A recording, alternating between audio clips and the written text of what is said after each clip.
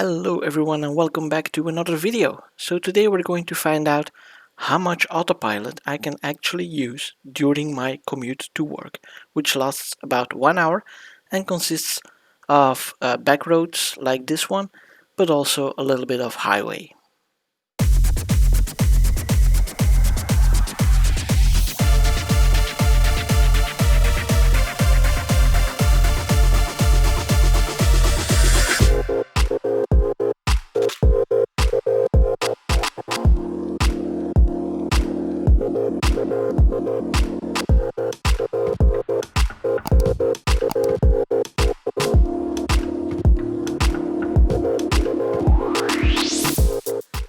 Now, one of the first points that I did notice was that with the upcoming speed bump, the car was not slowing down, so I had to intervene here to make sure that I was not driving too quickly.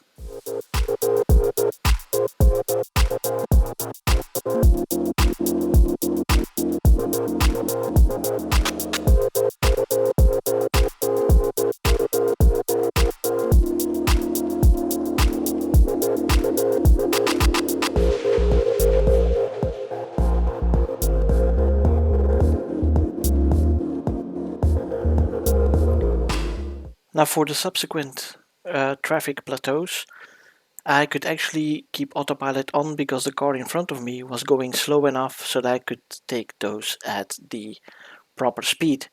Now with the next one that we have upcoming here, the car actually did not slow down up front. Again, it was following the car in front of me, but as you see, as soon as I exit that plateau, then the car slows down to 30 kilometers an hour and then immediately back to 50. Now it should do that before the plateau, of course, or before the speed bump, but yeah, it's doing it behind it, so maybe that's a GPS issue, I don't know, but it does not do that for each and every plateau, so it's definitely not recognized based on visuals only.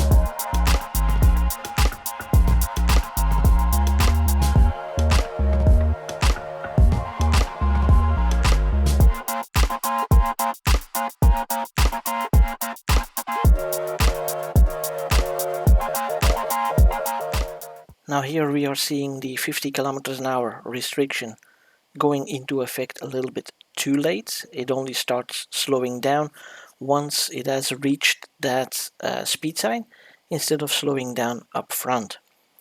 Now here another speed bump, but that one is really flat, so I can take it at the actual 50 kilometers an hour speed limit. The S-curve here, it is going slightly over the center line there, so if there would have been somebody coming from the other side, that could have been a dangerous situation. Again, here we have a 30 kilometers an hour speed limit, slowing down before that speed bump because of that speed limit, otherwise it would have just continued on at 50 kilometers an hour. Now we are creeping up to the end of the street here, where the car should automatically stop. There we go. So here we have the automatic stopping for traffic control, and let's see where it stops exactly. So here we have the stop line coming up. Where does it actually stop? It does stop rather nicely, but still a little bit too far back, and then I have to intervene, of course, to take the right and immediate left turn. And here we can immediately engage autopilot again, and off we go.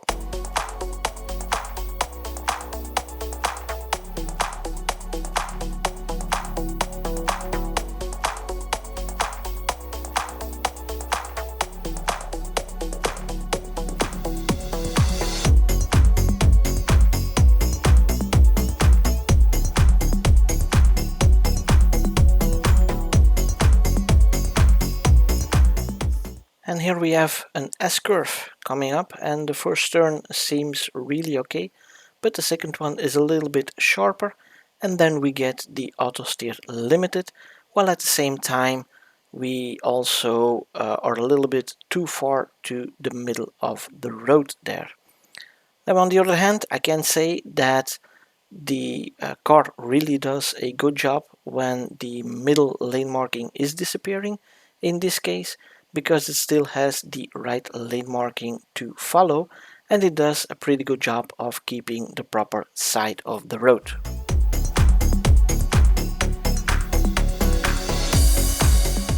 Now here I have to intervene because this truck is parked in the road. And of course, since this is not full self-drive beta, the car will not automatically switch lanes to pass a vehicle that is blocking the road.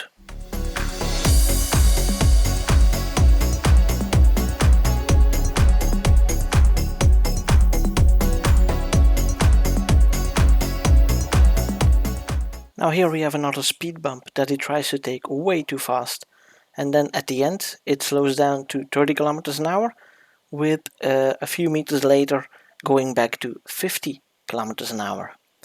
Now this is also an interesting section, as these lanes or these markings on the right side are actually bike suggestion lanes, and the car thinks that that is the side of the road and starts driving in the middle of the road. So I had to intervene there and cancel autopilot because it cannot continue in this situation.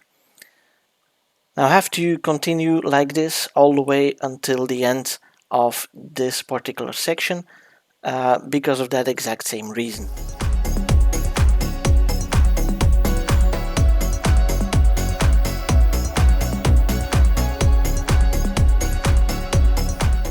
And here we encounter yet another really interesting scenario where we have a very tight S-curve, and let's see if I turn on autopilot here, what it does. It will just cross into the bike lane. So imagine a cyclist being there. The car would probably slow down for the cyclist, but it has no business driving in that bike lane.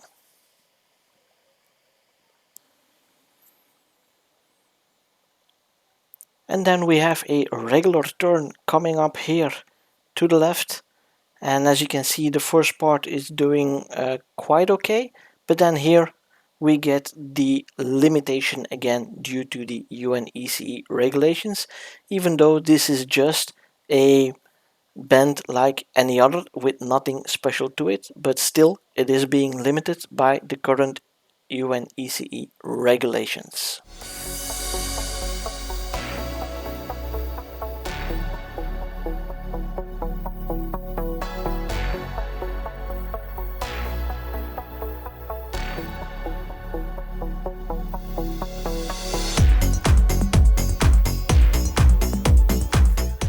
And here we have our first railroad crossing, which it detects as being traffic lights, but you can still power through it and make sure that the line on the dash turns green so you can continue driving on instead of stopping. Now in the previous updates this was a little bit tricky, but in this last update, the 48.12, that is actually improved a little bit, so you can actually continue using the stalk as well, instead of having to power through it with using the accelerator pedal.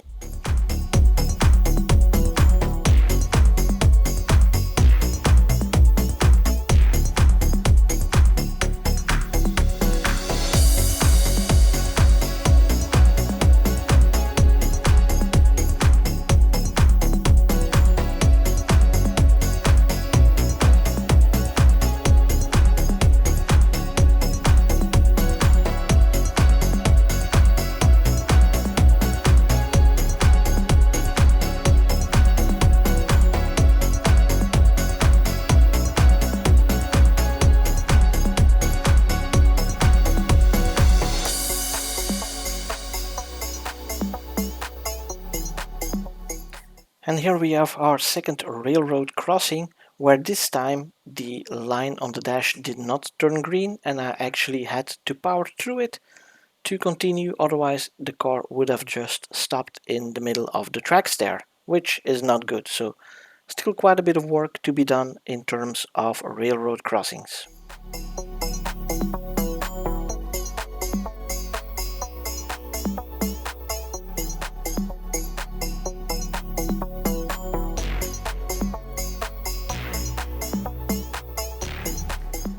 Now here we have an interesting section where first you see the pedestrian and the car is slowing down for that pedestrian crossing the street there.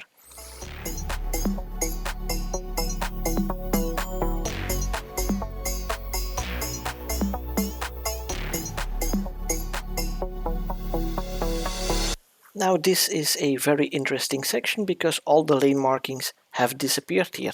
You can see the cars parked in front of me and the car has to go next to it, and it is just too close for comfort, and I had to intervene the autopilot because I didn't trust it enough to let it do its thing there. Now here we get the lane markings again, and of course as soon as we get the lane markings I can activate autopilot again and be assured that the car is doing what I expect it to do.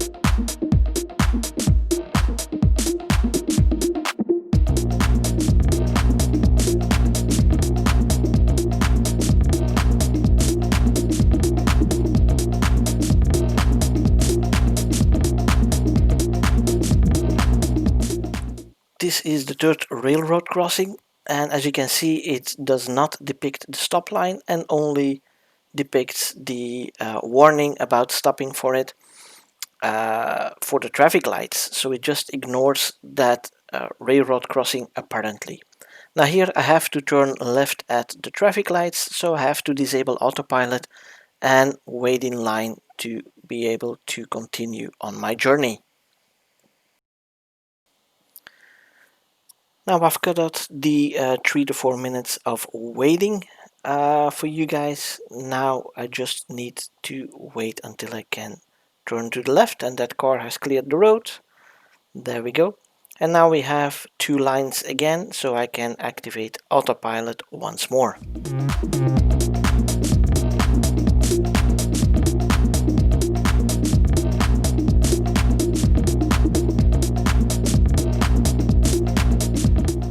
And now here I have a car coming from the side street, and the car only starts braking as soon as the car coming from the side street is already across the road, basically. So that is way too late to apply the actual braking, and the car should have been detected a lot sooner in my personal opinion.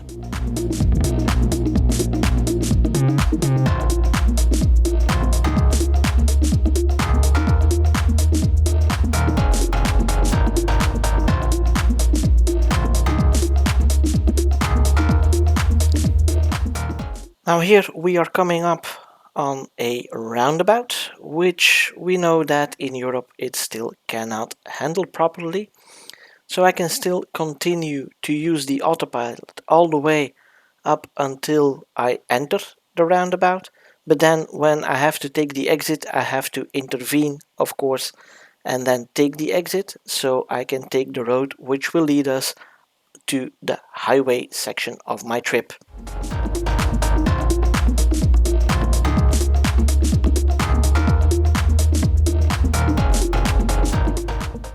Now also because of the UNECE regulations, I have to intervene here to do the lane change manually, as an auto lane change is not allowed on these kinds of roads.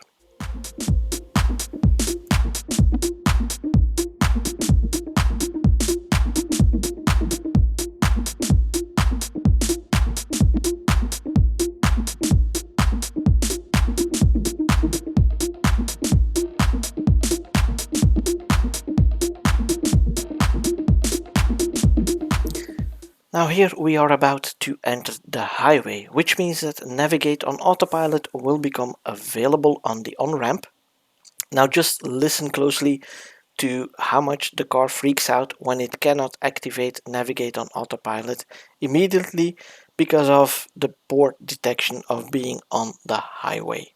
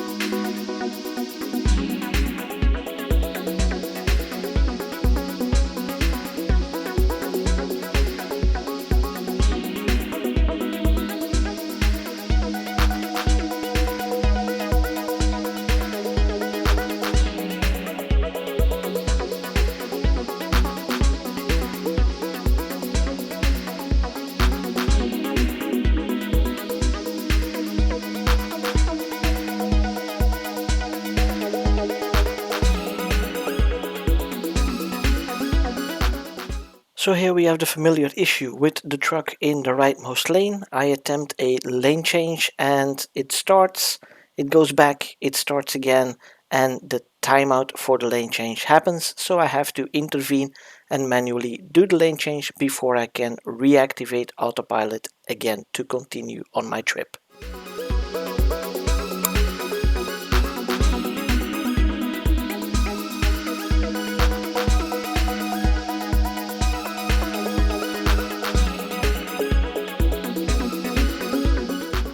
Now here we have a car in the rightmost lane that wants to cut in, so I wanted to give him some room and I deactivated autopilot to do the lane change manually, because on autopilot it would have taken too long and probably my car would have slammed the brakes, or it did not allow for the necessary room for the other guy to cut in. But anyways, now that I'm in the left lane again, I can activate autopilot and continue my journey on autopilot.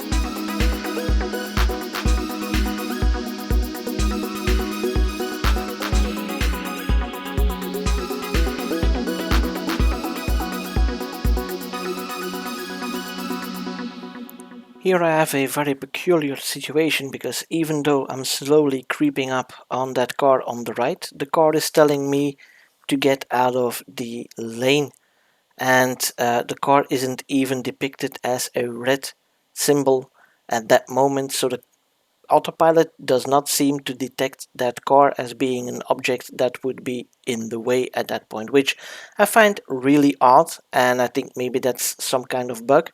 I haven't been able to reproduce it yet, but yeah, it's kind of difficult to have the exact same circumstances to make sure that this is either a flaw or it was just an accidental fluke.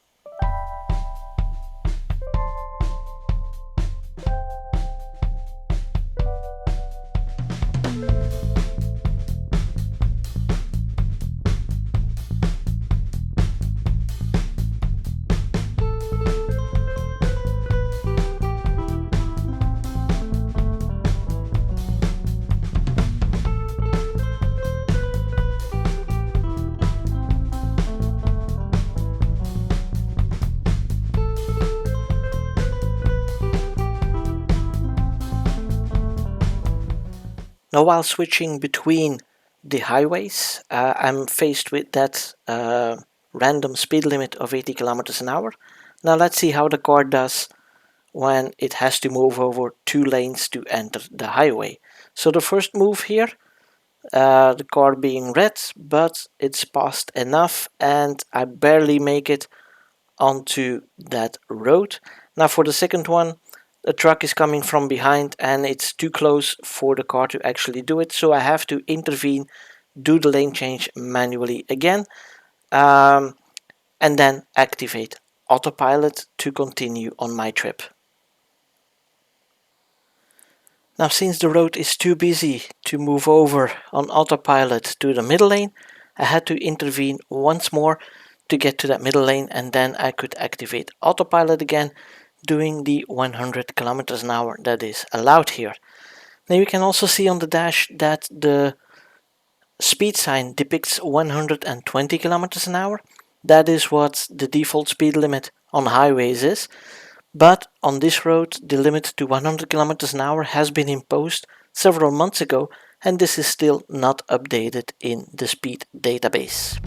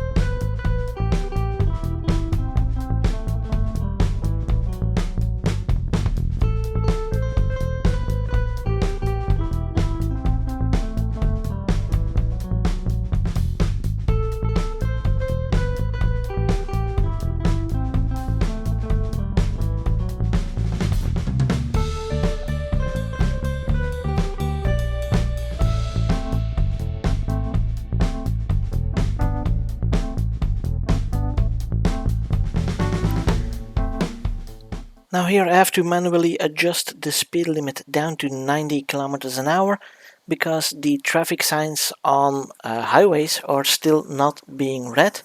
And on the other hand, there is a speed camera on the right side here coming up.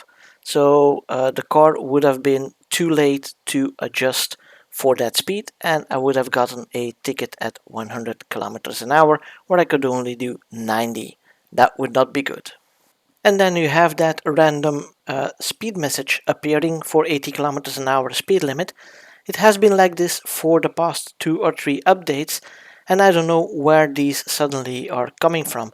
They are always in the same location, so it's not that random, but on the other hand, they are not necessary at all, and there is also not a speed limit set in the settings of my car.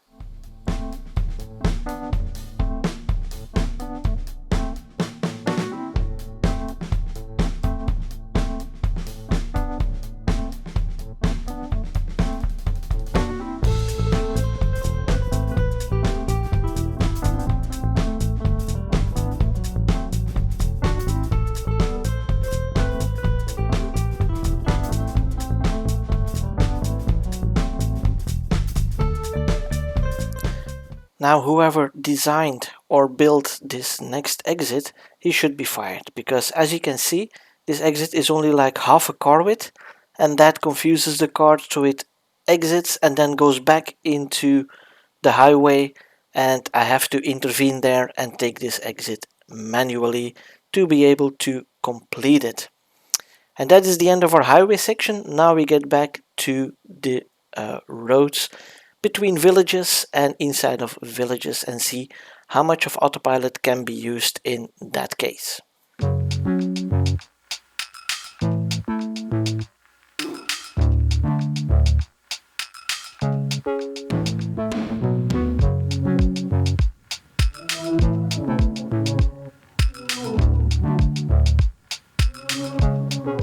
Now behind that upcoming bend there is a narrow section in the road which is really narrow, and I basically have right of way, but look at what the car is doing. It is going to go over the center line here, and there is a car coming from the other way instead of waiting, so I had to intervene to be able to do that and let him pass. Now as you saw, I could activate or reactivate autopilot and then it would still remain within its boundaries, But at first, when entering that section, it was not able to handle that properly. Now here we are at very local roads here, and that means that I cannot activate autopilot anymore for the next few hundred meters or the next few kilometers even.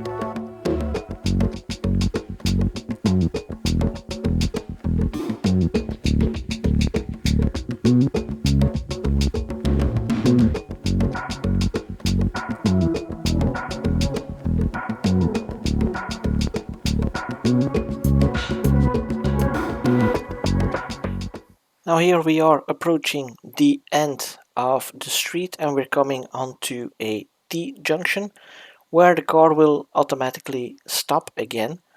But once more I have to intervene autopilot here and take over manually because I need to be able to take that right turn.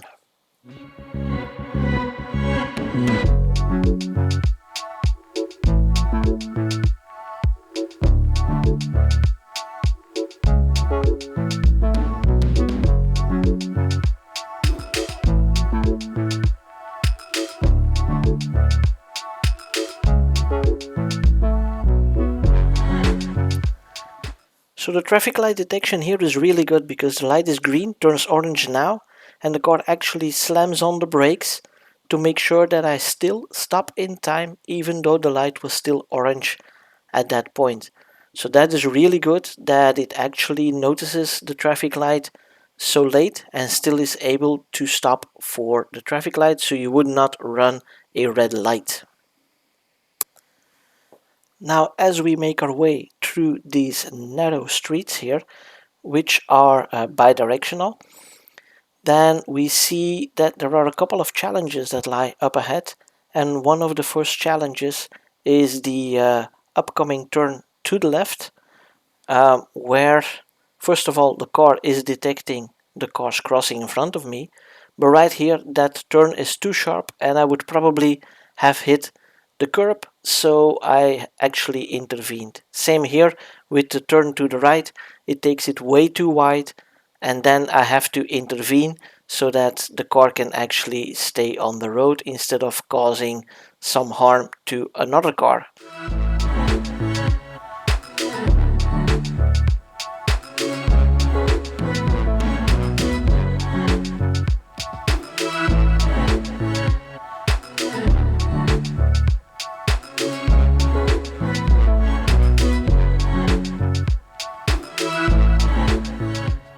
Now here we have a lane shift where I also had to interrupt because the car was going to hit that curb on the left side because it was starting to turn in too soon, and yeah, I would not want to damage my rims like that, so I did have to intervene once more on that location.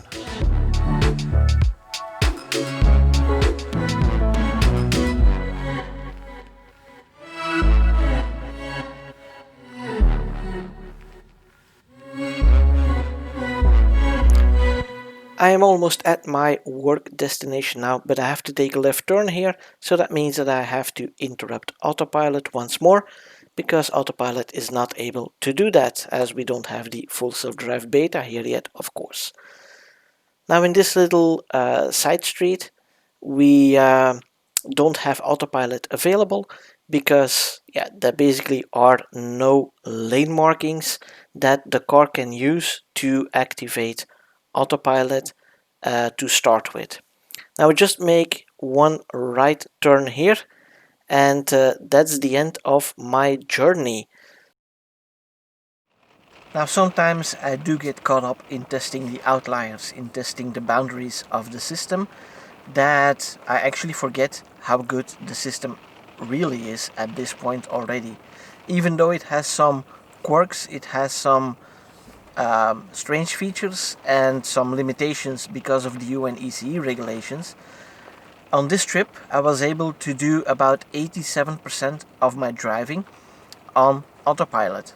So the trip was about 61.6 kilometers, and I only had to drive manually for 5.4 kilometers.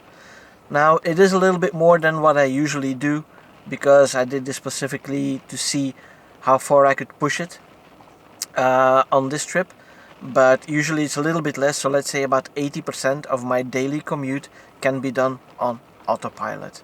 Now it also depends, of course, a little bit on how busy traffic is. This was not during the absolute rush hour, and we are still in the COVID pandemic, where everybody is encouraged to work at home if you can, which at the moment is not the case for me, unfortunately, at least not all the time.